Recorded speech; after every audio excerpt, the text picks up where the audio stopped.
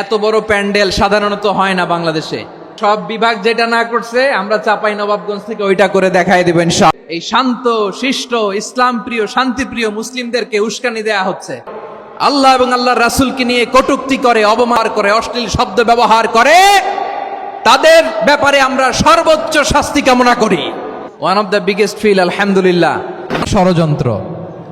এমন এক দেশের পাশে আমরা প্রতিবেশী হয়ে আসছি, আমাদের অনেক কিছু বুঝে শুনে স্টেপ ফেলতে হয়। আমরা যদি ঐক্যবদ্ধ থাকতে পারি কেউ আমাদের কিচ্ছু করতে পারবে না।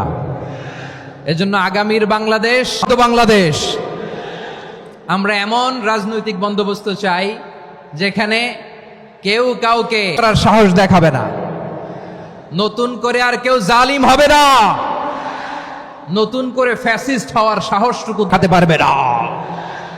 এরকম বাংলাদেশ আমরা চাই কি চাই না? আওয়াজ করে আপনার মতামত জানান দেন। এরকম নতুন চাই কি চাই না? কারা কারা চাই হাত তুলে আল্লাহর দেখায়।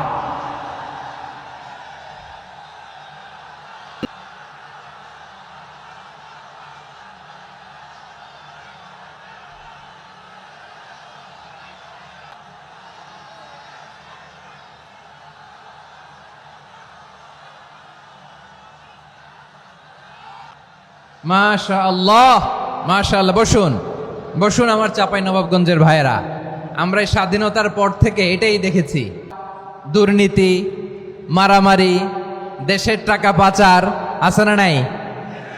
এগুলোর পুনরাবৃত্তি আমরা চাই। নতুন ভোরের বাংলাদেশে এগুলোর পুনরাবৃত্তি না হোক। জোরে বলেন ঠিক কিনা? আমাদের বিশ্ববিদ্যালয়ের ক্যাম্পাসগুলোতে রিসার্চ গবেষণা হোক, যেরকম আমরা অন্যান্য দেশে দেখি, যেই ছাত্রদের হাতে কলম লেগেছে ওই হাতে অস্ত্রের স্পর্শ না লাগুক। চিল্লা আমরা নতুন ভোরের বাংলাদেশে বুক বাঁধা স্বপ্ন নিয়ে সামনে আগাতে চাই। এখানে আরেক রাজনৈতিক দলকে শ্রদ্ধা করবে, সম্মান করবে, এমন নেতা আমরা চাই যেই নেতা অসুস্থ হলে আমরা গোটা দেশের জনগণ যায় না চোখের পানি ছেড়ে আমার নেতার জন্য কান্না করবো। চিল্লায় বলেন ঠিক কিনা? এরকম নয়া রাজনৈতিক বন্দোবস্ত আমরা চাই কি চাই না? এক রাজনৈতিক দলকে নিশ্চিহ্ন করার খেলায় মেতে উঠুক, এটা আপনারা চান? আমরা চাই না। আমাদেরকে সাবধান থাকতে হবে, সচেতন।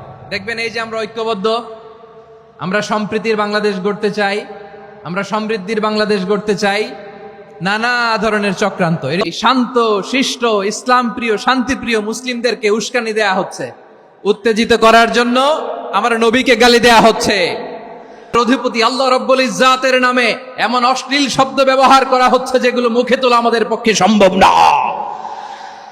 প্রিয় ভাইয়েরা, নবাবগঞ্জের বিশাল ঐতিহাসিক তাফসীরুল কোরআনের প্রোগ্রাম থেকে এই এন্টিরিম গভর্নমেন্টের কাছে বিনীত আবেদন জানাতে চাই, আপনারা শান্তিপ্রিয় মুসলিম পরীক্ষা নেবেন না, ধৈর্যের পরীক্ষা আপনারা নেবেন না। সহ্যের সীমা ছাড়িয়ে গেলে জনতা নিজেই তার বিচার করার দায়িত্ব হাতে তুলে নিবে। এটা আমরা চাই না, এটা আমরা চাই না, আমরা চাই না। যারা আল্লাহ রাসূল ছাটো করে, আল্লাহ এবং আল্লাহর রাসূলকে নিয়ে কটূক্তি করে, অবমাননাকর শব্দ ব্যবহার করে, অশ্লীল শব্দ ব্যবহার করে, তাদের ব্যাপারে শাস্তি কামনা করি। সর্বোচ্চ শাস্তি তাদের জন্য বাস্তবায়ন করতে হবে। বাংলাদেশে ব্লাসফেমি আইন করে চিল্লায় বলেন ঠিক কিনা? তা না হলে জনগণ যদি বিচার হাতে তুলে নেয়, এই বিশাল জনস্রোতকে থামানো সম্ভব না। আমরা শ্বাস করে বলেন, আল্লাহর নবীর বিরুদ্ধে, আল্লাহর রাসূল সাল্লাল্লাহু আলাইহি ওয়াসাল্লামের সম্মানকে খাটো করে কবিতার নামে, গদ্যের নামে অশ্লীল শব্দ, অশ্লীলতাকে আমরা মেনে নেব, কারণ আল্লাহর নবী আমার ঈমান, আমার নবী আমার ঈমান। নবীকে শুধু এতটুকু নয়, আমার নবীর ভালোবাসাটাই হচ্ছে ঈমান। চিল্লায় বলো ঠিক কিনা? আমার নবীর জন্য আমরা বুকের তাজা রক্ত বিলিয়ে দিতে রাজি আছি না নাই? রাজি আছো মুসলমান? কারা কারা রাজি?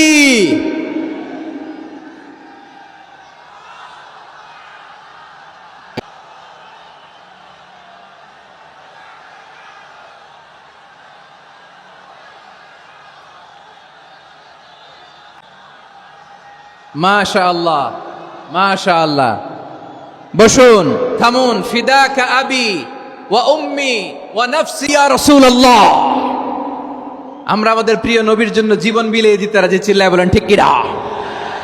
এজন্য ইন্টারিম গভর্নমেন্টের কাছে আমরা বিনীত দেশের পরিস্থিতি আরো নাজুক হওয়ার আগেই যারা এই সমস্ত অবমাননার সাথে জড়িত তাদের বিরুদ্ধে কঠোর শাস্তির বিধান জারি করতে হবে। আজকের এই বিশাল তাফসিরুল কোরআনের প্রোগ্রাম থেকে এই দাবি জানিয়ে আমরা মহাবিশ্বের মহাবিশ্বয় মহাগ্রন্থ আল কোরআন আল কারিম থেকে আলোচনা শুরু করছি। আওয়াজ করে পড়ুন, সবাই পড়ুন ইনশাআল্লাহ।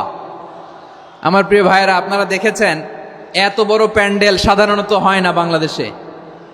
আমি তো বিভিন্ন বিভাগে গিয়েছি, থাকে এটাও বাংলাদেশে one of the biggest field.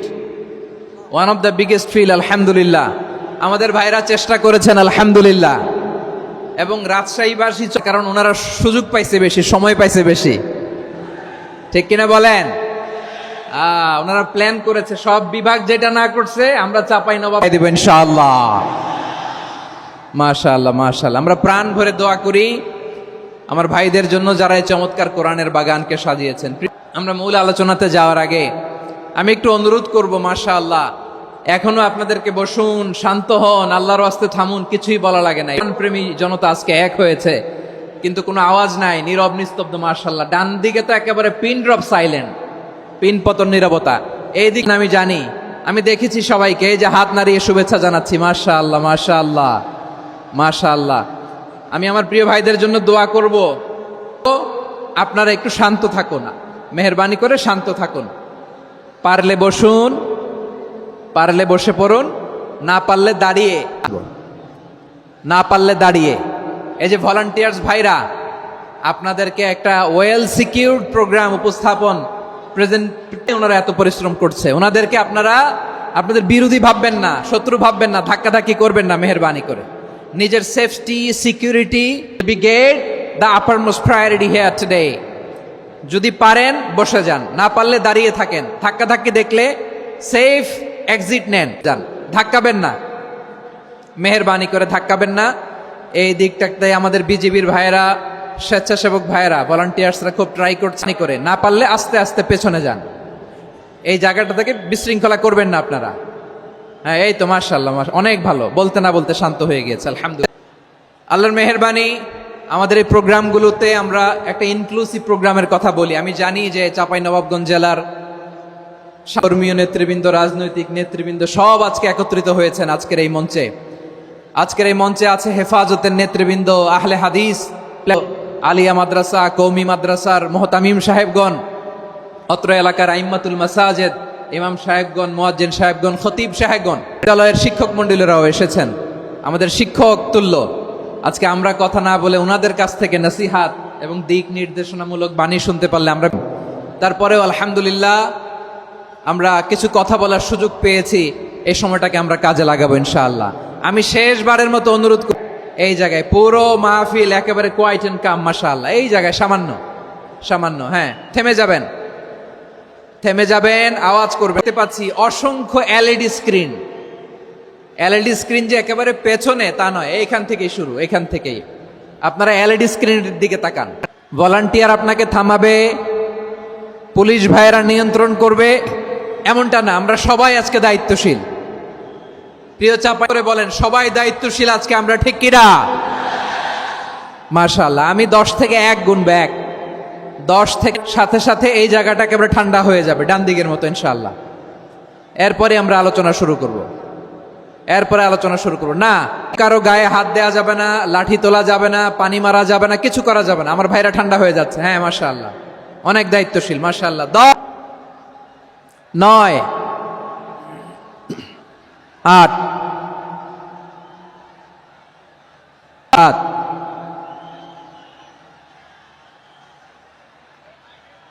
6, 5,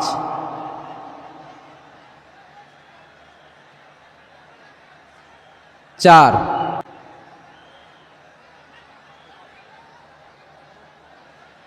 3,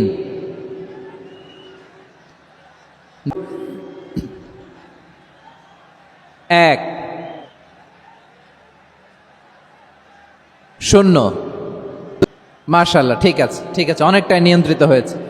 মুখে কোনো আওয়াজ হবে না, থামুন বসুন বলার দরকার নেই। হাত দিয়ে, স্বেচ্ছাসেবক দিয়ে, ইশারা দিন, হাত দিয়ে, মুখে কোনো আওয়াজ হবে না। মাশাআল্লাহ। প্রিয় ভাইরা, যেহেতু এটা কোরআনের মজলিস, কোরআনের মাহফিল, একটা আদব আছে, ঠিক কিনা বলেন তো সবাই? আদব আছে। আমরা এই আদব রক্ষা করে চলবো শেষ মুহূর্ত পর্যন্ত। বেশি সময় নিব না, নাইও অল্প কিছু সময় কিছু জরুরি আলাপ আছে আপনাদের সাথে, কিছু কথা বলবো, আপনারা শান্ত হবেন। আর যেন আমার আলোচনায় থামিয়ে যেন বলা না লাগে শান্ত হন, থামুন, এগুলো যেন বলা না লাগে। মাশাআল্লাহ, এই তো ঠিক আছে, ঠিক আছে। প্রিয় ভাইয়েরা, বলুন তো, মাস অতিবাহিত করছি, কাটাচ্ছি, মাসটির নাম কি? শাবান। মাশাআল্লাহ, এই তো আপনারা সবাই জানেন। শাবানের পরেই এটার নাম কি? রমাদান যে আসতেছে, আপনাদের ভাল লাগে? হ্যাঁ, রমাদান নাম শুনলেই মুমিন হৃদয়ে বয়ে যায় প্রসাদ, ঠিক কিনা? একটা আনন্দ, একটা উচ্ছ্বাস আমাদের হৃদয়ের মধ্যে চলে আসে। রমাদান সাইয়্যিদুশ শুহুর, সব চাইতে শ্রেষ্ঠতম মাস রমাদান আল মুবারক আসছে। আত্মশুদ্ধির মাস, আত্মসংশোধনের মাস, শুদ্ধাচার, নিজেকে আলোকিত করবার মাস, ঠিক কিনা বলেন?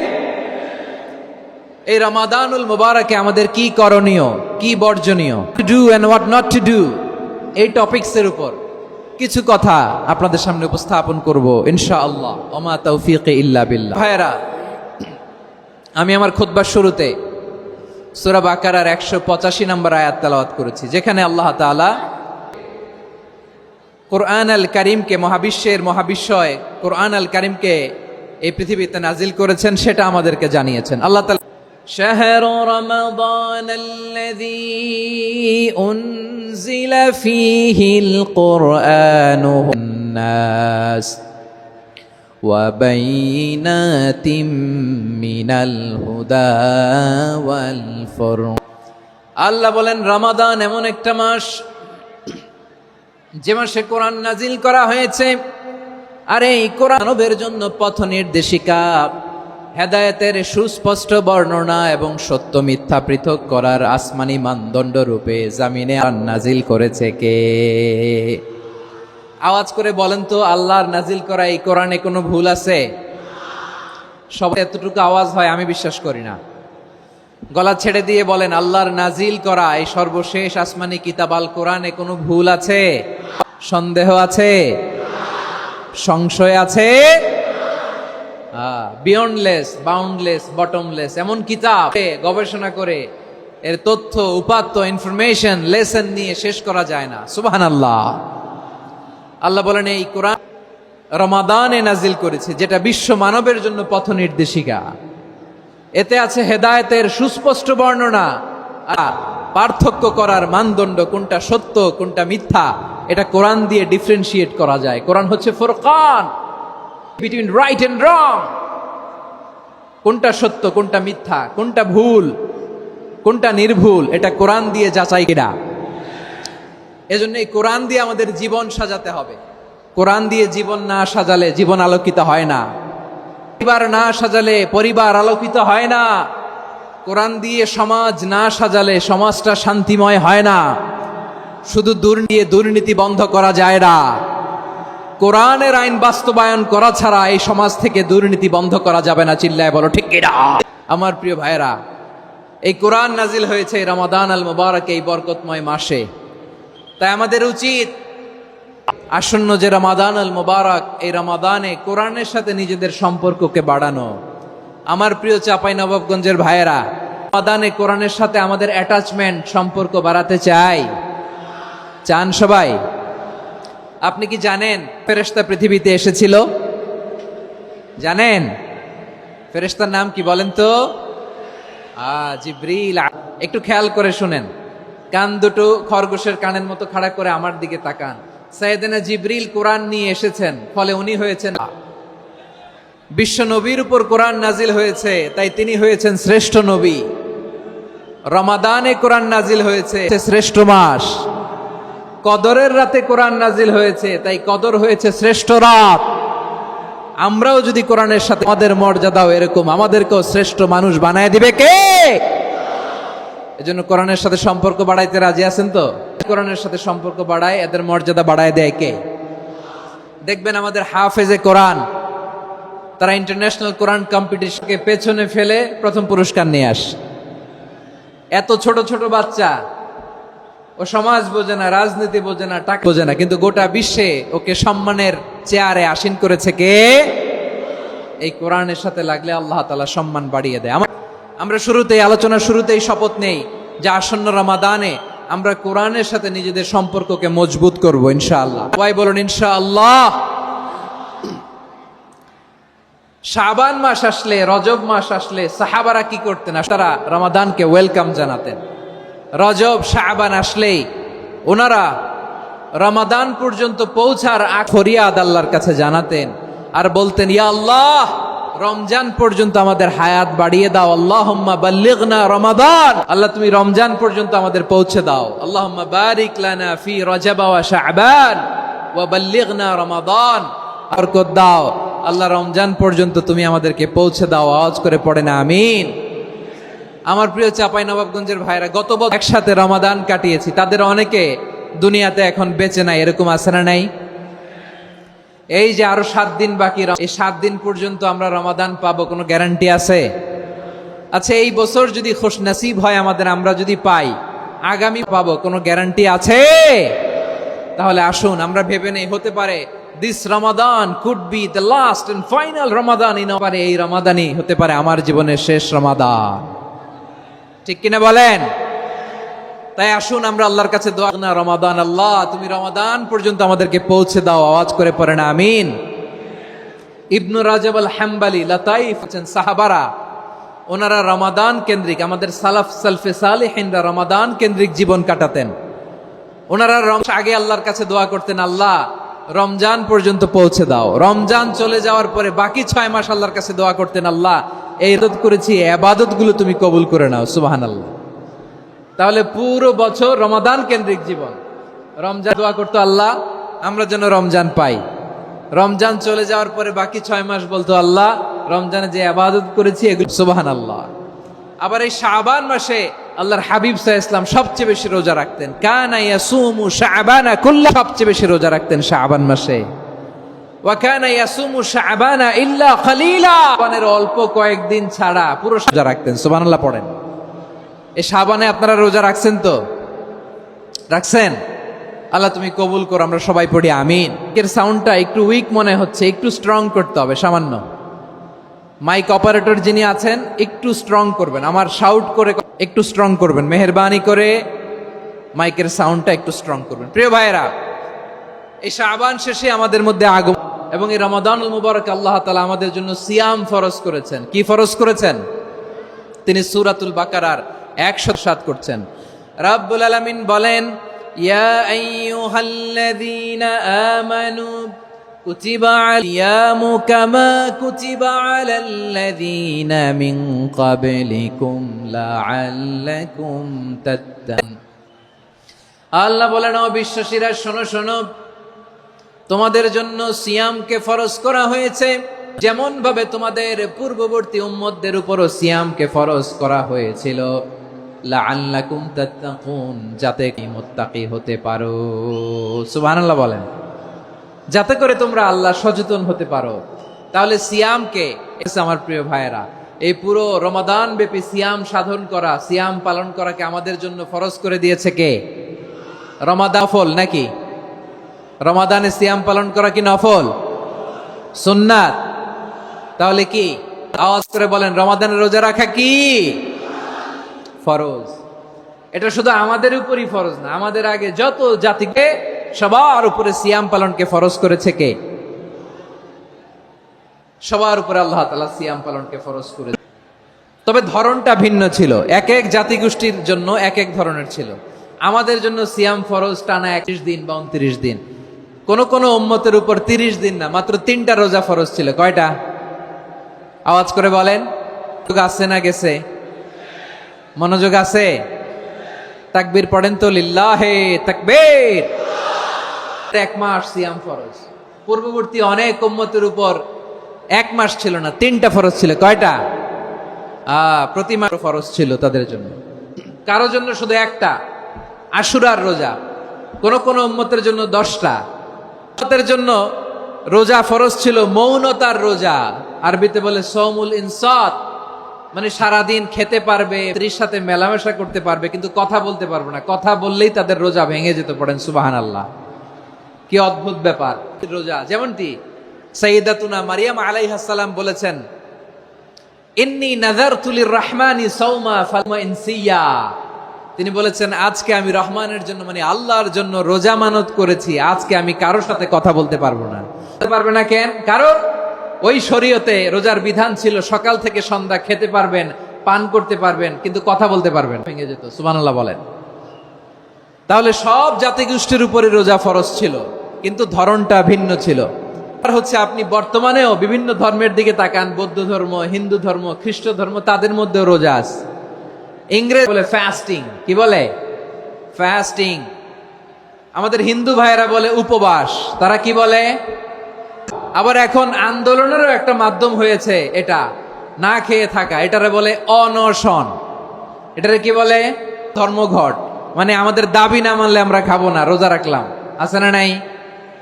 তারপরে আধুনিক বিজ্ঞান এটার একটা নাম দিয়ে অটোফিজি। কি বলে? অটোফিজি। জাপানের এক চিকিৎসা বিজ্ঞানী এই অটোফিজির উপর গবেষণা করে। সুবহানাল্লাহ পড়বেন না? এজন্য আল্লাহ তাআলা আমাদের জন্য গোটা রমাদানে এই সিয়ামকে ফরজ করেন। আল্লাহু আকবার। রাব্বুল আলামিন বলেন, ইয়া আইয়ুহাল্লাযীনা আমানু কুতিবা আলাইকুমুস সিয়াম। সিয়ামকে তোমাদের উপরে ফরজ করা হয়েছে, কামা কুতিবা আলাল্লাযীনা মিন ক্বাবলিকুম, যেমনি তোমাদের পূর্ববর্তীদের উপর হয়েছিল, লাআল্লাকুম তাত্তাকুন, যাতে করে তোমরা আল্লাহ সচেতন হতে পারো। যাতে করে তোমরা হতে পারো। লাআল্লাকুম তাত্তাকুন, যাতে করে আমরা আল্লাহ সচেতন হতে পারি, আল্লাহ এর মধ্যে গ্রো করে। এটা হচ্ছে রোজার prime objective, the prime objective of সিয়াম। অনেক বলে রোজার মূল উদ্দেশ্য হচ্ছে না খেয়ে থাকা। না, অনেকে বলে গরিবদের কষ্ট অনুধাবন করা রোজার উদ্দেশ্য। রোজার উদ্দেশ্য কি? সিয়াম পালনের উদ্দেশ্য কি? এটা আল্লাহ তাআলা স্পষ্ট এই আয়াতের পেছনে বলেছেন যে লাআল্লাকুম তাত্তাকুন, তোমরা আল্লাহ সচেতন হতে পারো, আল্লাহ ভীতি তোমাদের মধ্যে গ্রো করে। গড কনসাসনেস, আল্লাহ কনসাসনেস, আল্লাহ বাড়ে। দ্য সেন্স অফ অ্যাকাউন্টেবিলিটি, আল্লাহর সুপ্রিম কোর্টের কাঠগড়া এই দুনিয়াতে আমি যাই, সবকিছু যে পাই টু পাই হিসাব দিতে হবে। এই sense to enhance the sense that what ever we do Allah is. আপনি যাই করেন কেউ দেখে না, কিন্তু দেখে কে? শুরুতেই তো জিজ্ঞেস করেছিলাম যে কেউ যেটা দেখে না সেটা দেখেন কে? কেউ যেটা শোনে না সেটা শোনেন কে?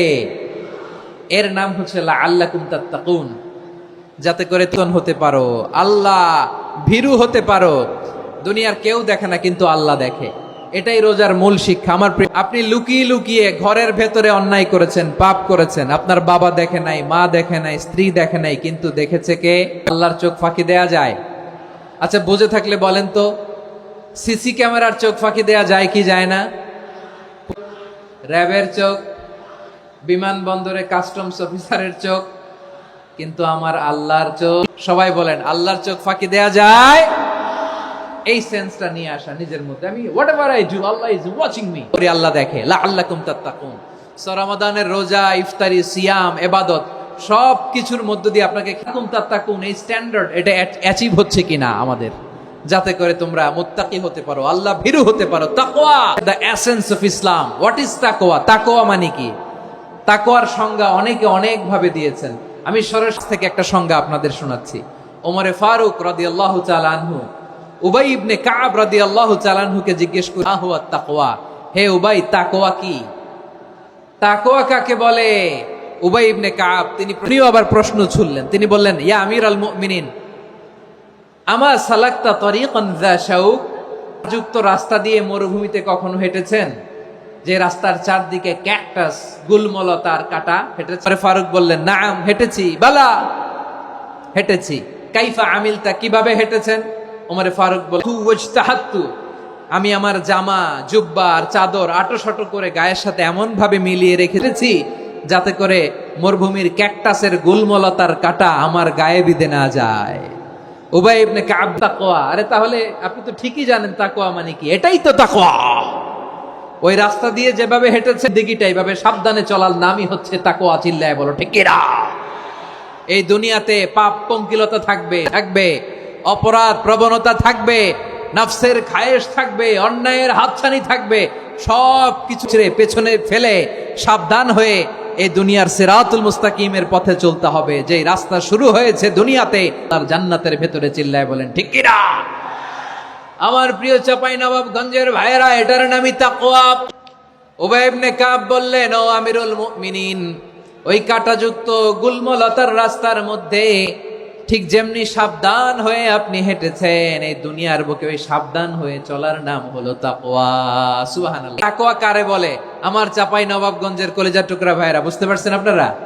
হ্যাঁ, তাকওয়ার শুধু দুইটা নমুনা ক্লিয়ার হয়ে যাবে। একটা নমুনা তো দিলাম, আরেকটা নমুনা, সেটাও ওমরে ফারুক রাদিয়াল্লাহু তাআলা আনহুর জীবনী থেকে। উনি ছিলেন ন্যায়পরায়ণ